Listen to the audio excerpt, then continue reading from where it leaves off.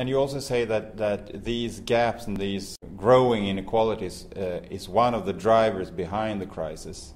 To avoid future crises, you need to lessen the gap.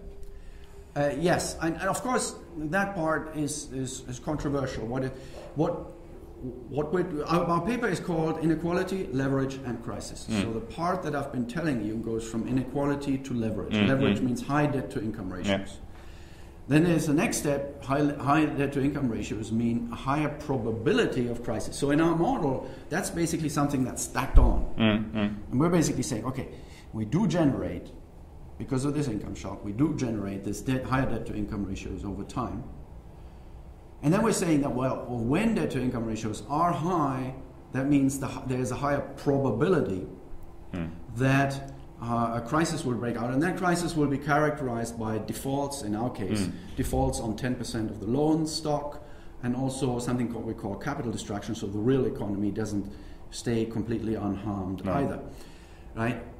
We're right now, actually, because we're also trying to academically publish this work, and we have been told that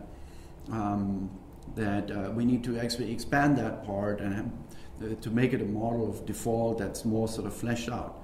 I think that's not going to change very much, because at the end of this day, it's going to be a story about when I have high debt, I have, at certain, depending on what my other economic circumstances are, I have a higher incentive to default, because if I default, I'm free of all this debt. That gives me a big incentive.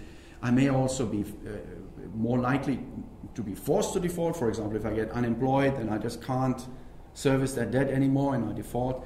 So I think it's uncontroversial that when debt is high relative to income, there could be a default, and everybody knows that when that happens in the real world, there's also going to be a real crisis. So in the model that we have built so far, we have it as a very as a function that says higher debt means higher default probability. We're going to make that more sophisticated, but I think we wanted, for a policy audience also, we really wanted to bring it out as simply as possible. And I think this way is actually, it's very intuitive, and I don't think people could argue with that.